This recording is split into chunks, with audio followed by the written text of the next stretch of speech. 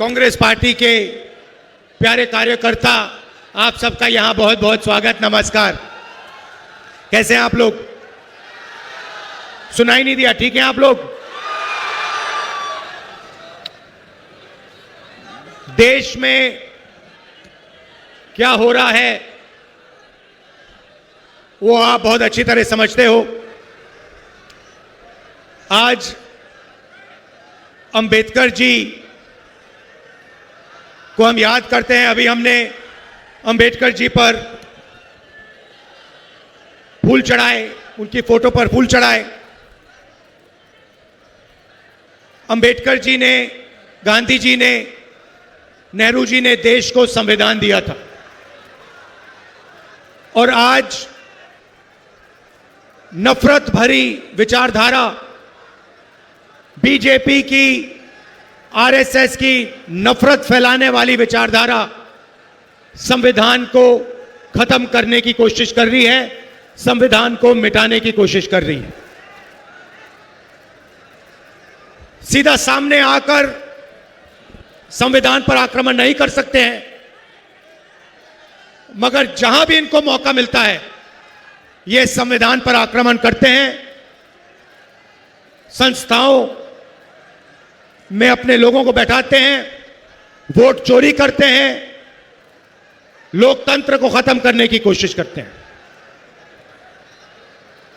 कन्याकुमारी से कश्मीर तक हम चले भारत जोड़ो यात्रा में, और हमारी लड़ाई देश में आरएसएस, बीजेपी की नफरत भरी विचारधारा के खिलाफ है। 4000 किलोमीटर हम चले और हमने एक ही नारा दिया, नफरत के बाजार में मोहब्बत की दुकान खोलनी है। यह देश नफरत का देश नहीं है, यह देश मोहब्बत का देश है। और इसीलिए हम 4000 किलोमीटर चले और यह मैसेज देश को दिया कि नफरत से, हिंसा से, बंटवारे से कुछ नहीं होने वाला है। मोहब्बत से, एकता से देश आगे बढ़ेगा। इस बात से आप सहमत हैं? सहमत हैं? आपने देखा, आजकल आपने नरेंद्र मोदी का चेहरा देखा है? देखा है? हवा निकल गई है। आप देखो, बंगाल में घूम रहे हैं, उनका चेहरा देखो ठीक से। वो मेरी आंख में आंख नहीं मिला सकते हैं।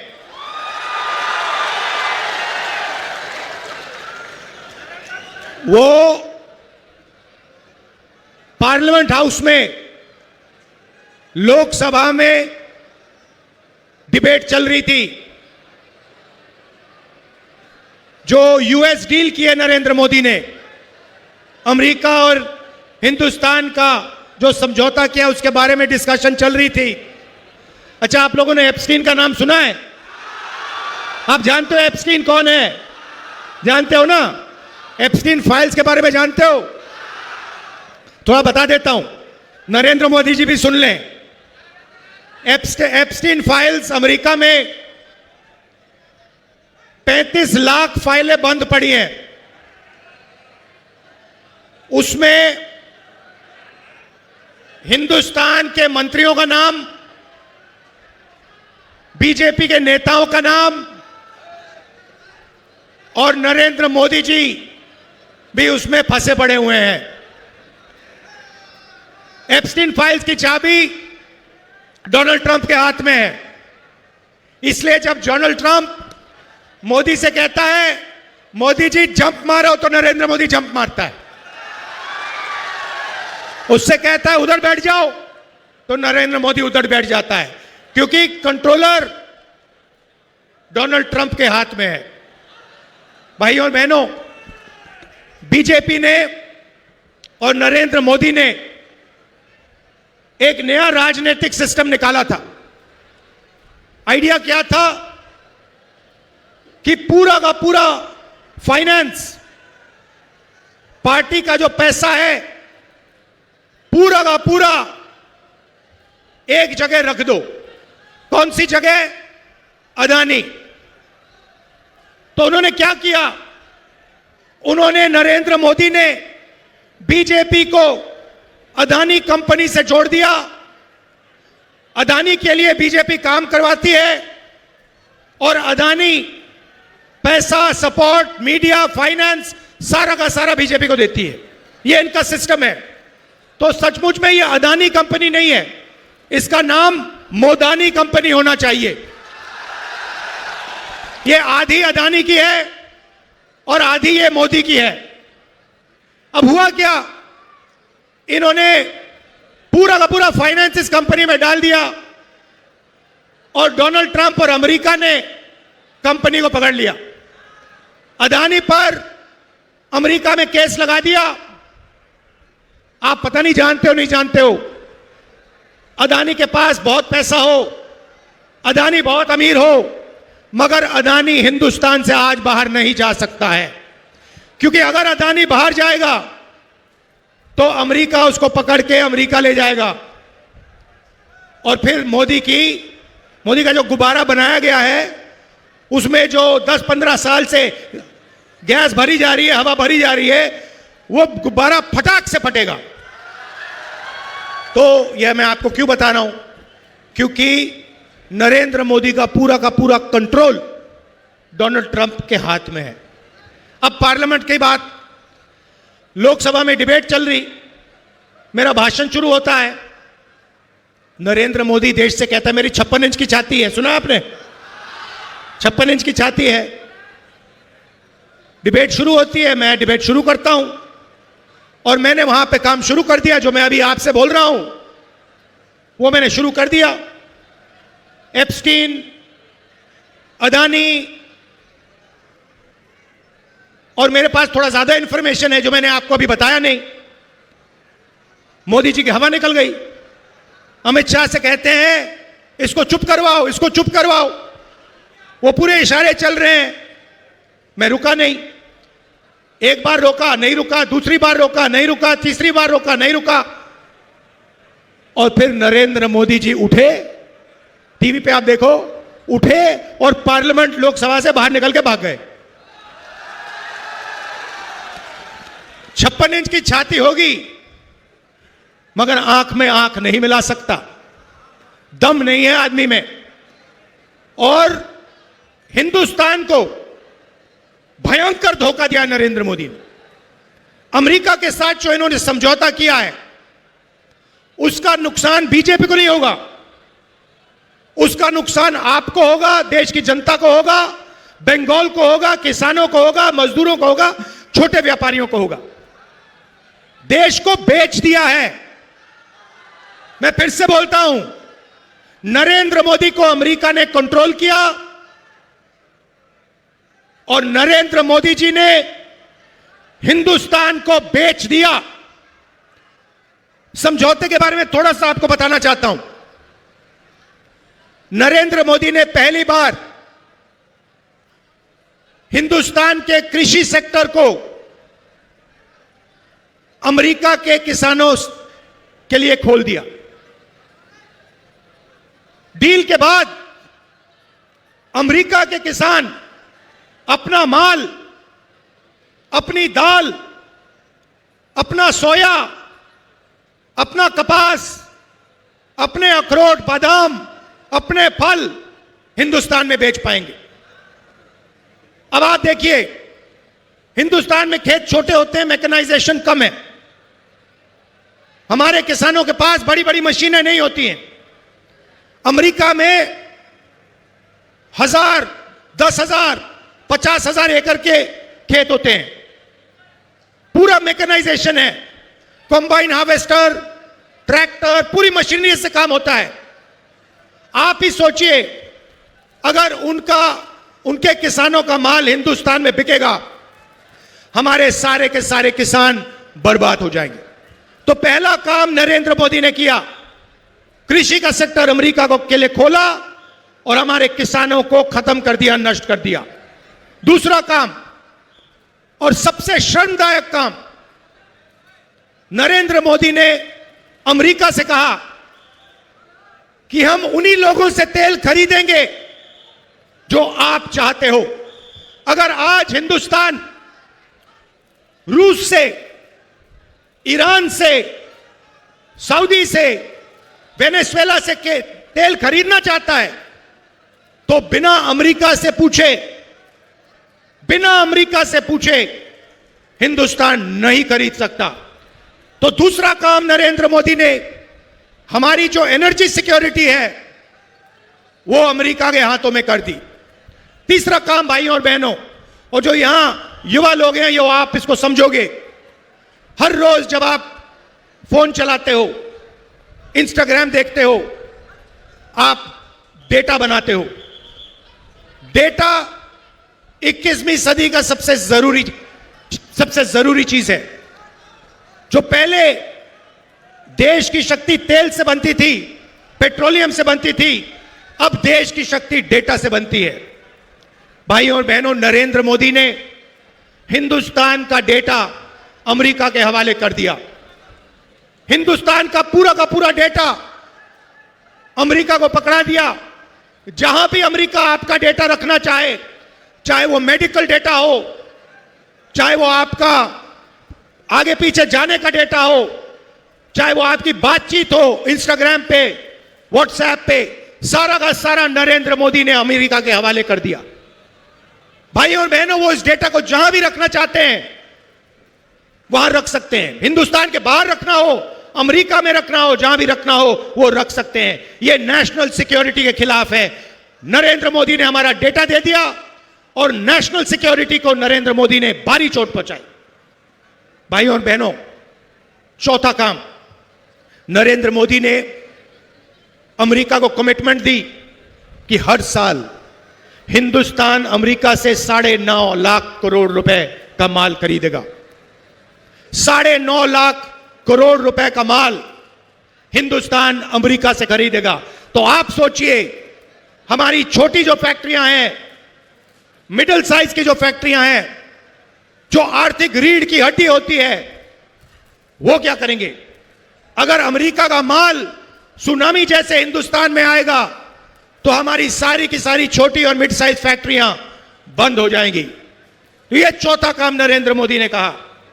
आप देख रहे हो, आप कह रहे हो कि भैया हमारी तो फैक्ट्रियां, छोटी फैक्ट्रियां, मिडिल साइज फैक्ट्रियां ममता जी ने बंद कर दी। बंगाल में आपको डबल नुकसान होगा। बंगाल में ममता जी ने आपकी इंडस्ट्री को खत्म कर दिया और पूरे हिंदुस्तान में वो नरेंद्र मोदी इंडस्ट्री को खत्म करने में लगा हुआ है। भाई और बहनों, आप जानते हो कि डोनाल्ड ट्रंप ने हिंदुस्तान के प्रधानमंत्री के बारे में बोला कि जब भी मैं चाहता हूं 2 मिनट के अंदर मैं हिंदुस्तान के प्रधानमंत्री का राजनीतिक करियर खत्म कर सकता हूं। 2 मिनट में ट्रंप कहता है। और 24 घंटा ट्रंप नरेंद्र मोदी को गाली देता है, मजाक उड़ाता है उसका।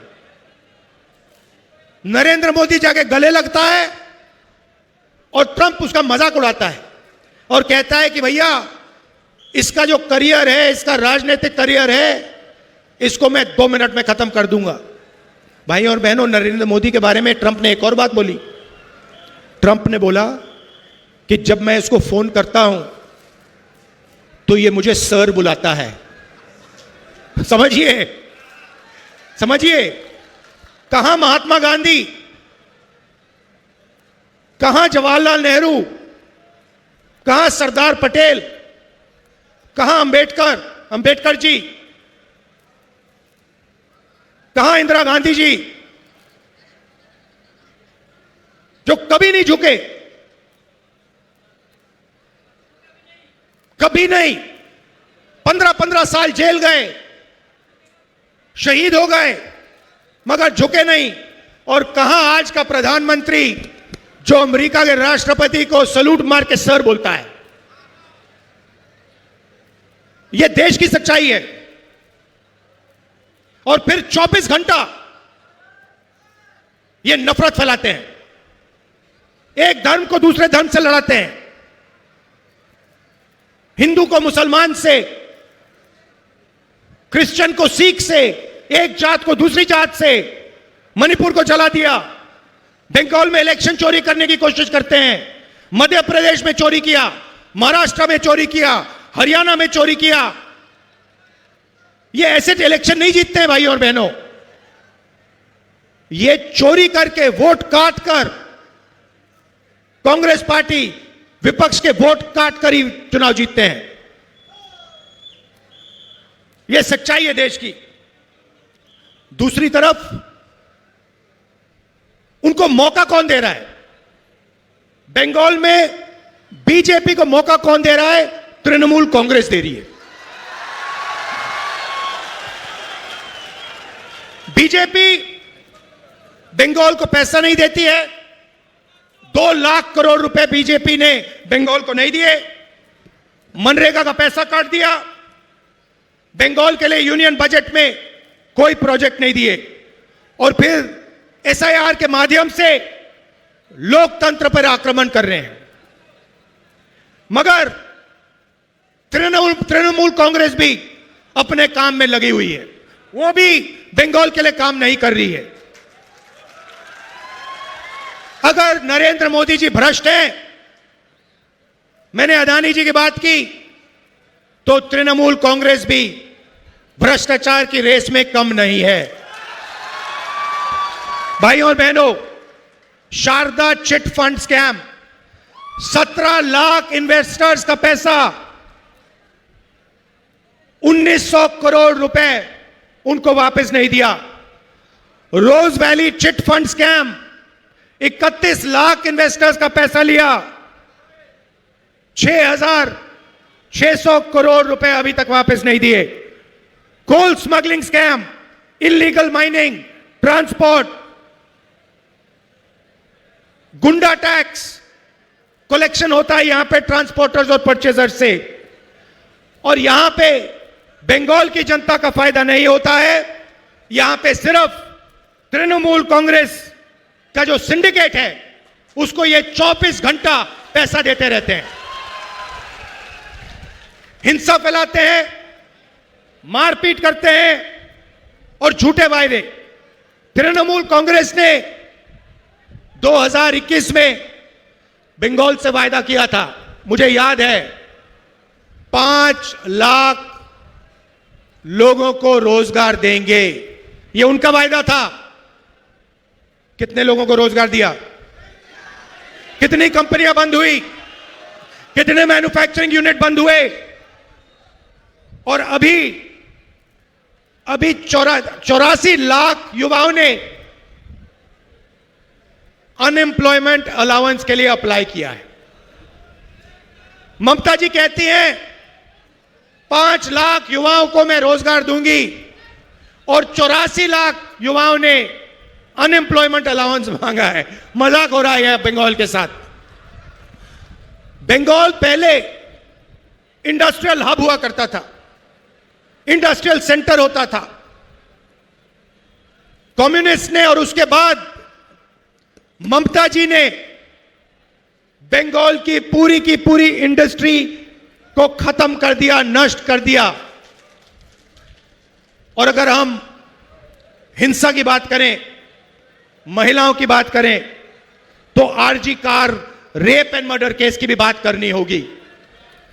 भाइयों और बहनों, बंगाल में कोई अकाउंटेबिलिटी नहीं है।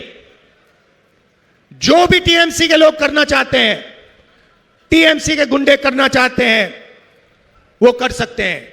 कांग्रेस के नेताओं को मारते हैं, हिंसा करते हैं। तपन कुंडू यहां हमारा आईएनसी का लीडर था, उसका मर्डर कर दिया। और दोनों बीजेपी और टीएमसी हिंसा का प्रयोग करते हैं। कांग्रेस पार्टी हिंसा के खिलाफ है। हम नफरत नहीं फैलाते हैं। हम एक धर्म को दूसरे धर्म से, जात को दूसरी जात से, एक भाषा को दूसरी भाषा से कभी नहीं लड़ाते हैं। हम जोड़ने का काम करते हैं, क्योंकि हम जानते हैं सत्य और अहिंसा से के रास्ते से ही देश आगे बढ़ेगा। भाइयों और बहनों, चुनाव में हमने बंगाल को मैनिफेस्टो में वायदे किए।